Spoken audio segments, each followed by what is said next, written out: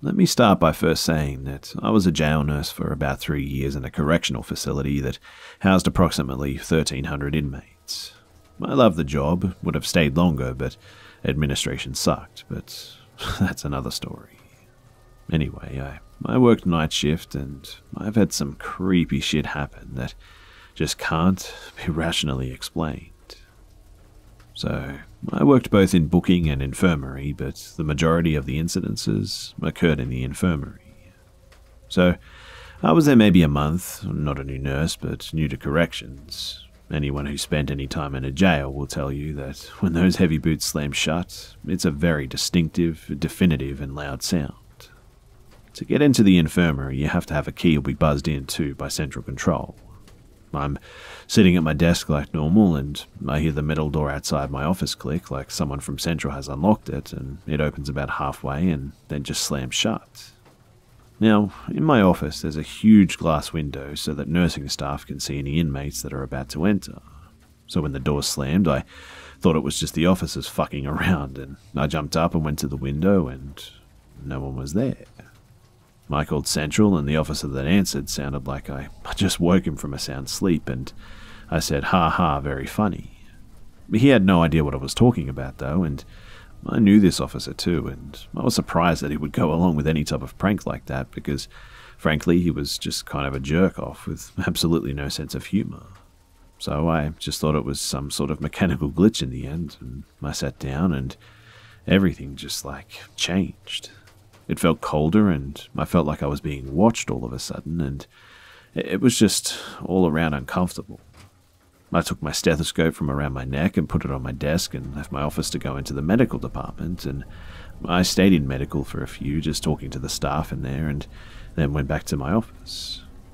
When I walked in, I went to grab my stethoscope off the desk to check an inmate, and it wasn't there. I looked on the desk, on the side, underneath, and it just wasn't there. I should mention, too, that when I left my office, I did lock the door as per protocol, and I'm the only one on the shift with a key. At this point, I think I'm going crazy, so I start looking everywhere, and I can't find it. Now, in my office there's a large closet, and it holds all sorts of supplies, and it's always locked, with the key being on the set of keys that I carry. So, later in the shift, I needed to go into the closet and get something. I really don't remember what it was, and sitting in the middle of the floor is my stethoscope. I picked it up, and the heavy metal door outside my office just clicks again, opens halfway, and then slams shut. I locked the closet, locked my office, and just went out for a smoke at this point. I must admit that I was scared shitless, but I had responsibilities and patients to look after, so I go back in, and I swear that the whole atmosphere just felt lighter. It was warmer, and I just felt more comfortable, and after my shift, the central officers rewound the tapes for me, and I saw the doors just open and slam shut, with not a single person near them or in the hallway. I wish I could say that that was the last time it happened, or that I just got comfortable with it. I did not, though, because each time it happened, it seemed that the doors just slammed harder, and that uncomfortable feeling lasted longer and longer, and it felt almost like being stalked. The things that went missing were just found in different parts in the jail. My pen case in the woman's wing on one instance, my med sheets in the solitary central control room, my portable blood pressure cuff in the kitchen, and each and every time something of mine would just show up in some other part of the jail, and each and every time that something of mine would show up in some other part of the jail, the officers and I would look at the tapes and see no one. Remember I said that I had that feeling like I was being stalked? Well, that's because all of these things happened to me, but no other nurse who worked nights. Not one other nurse who worked on my days off had any doors click or open or slam shut, and their stuff didn't disappear and then reappear somewhere else, and it was always just me. Every officer and every one of the medical staff who worked there well before I got there swore up and down that this type of incident never, ever occurred before. And it got to the point for me that I started just not staying in my office. I got all my stuff that I needed for my shift and sat at the officer's desk, and I did that until I left there and got another job. I haven't had anything like that ever happen again, and to be honest, I hope it never does.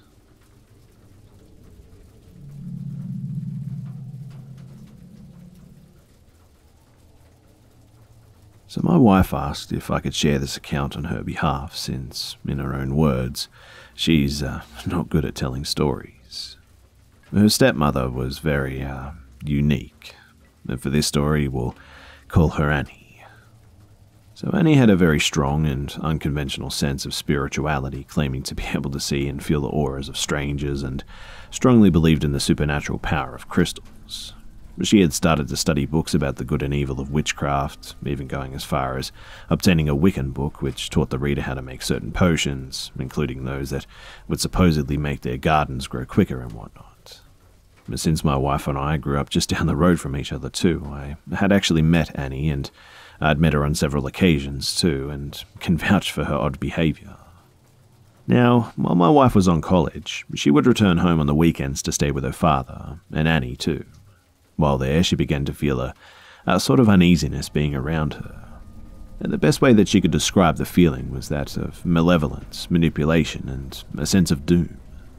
On one night, my wife had returned home with a friend from college for a small celebration of her birthday, and they each drank a glass of sangria and spent the evening just talking to each other before deciding it was time to go to bed. Annie had already gone to sleep in her room, and her friend had bedded down on the couch at this point. Since her sister was out of town, my wife went into her bedroom too and turned off the lights and just went to bed. She described the room as having a queen-size bed with white string lights strung around the footboard of the bed frame. The closet was directly in front of the bed and the door was standing open. When she had gotten to sleep, my wife said that she had the worst dreams that she could ever remember having, the worst of which was being taken advantage of by a close family member. She woke up in a cold sweat and a heart racing, all the while telling herself that it was just a bad dream. But it was then that she felt like she was being watched. As her eyes adjusted to the darkness, she caught a glimpse of something moving in the closet. She sat upright at this and looked closer. And to her horror, there was something looking back at her. A small silhouette of a hooded figure was just stood in the doorway of the closet. The glow from the lights on the bed cast an eerie glow into the opening, but it seemed as if the figure absorbed all the light that hit it, causing it to appear as a black void. She said that she racked her brain trying to remember if there was a jacket hanging low in the closet, or if something had fallen while she was asleep that might explain what she was seeing. And as she leaned forward, the area where the figure's mouth would have been began to open in what she thought was a smile. As the thing's smile got wider, the soft glow of the string lights reflected off of what she described as gnarled stubs of disgusting teeth. She said that she became perturbed at the being and felt that it was that had caused her to have the awful dream. The thing remained smiling and motionless in the closet with its gaze fixed on my wife. The realization of what she was seeing finally hit her too, so she got up and quickly edged her way out of the room, keeping an eye on the being as to make sure it didn't follow her. She made her way into the living room to find her friend still awake, and breathless, she urged her friend to go back into the room with her. They returned, turned on all the lights, and looked into the closet, but found nothing out of the ordinary. There was nothing there that could have explained what she saw, too.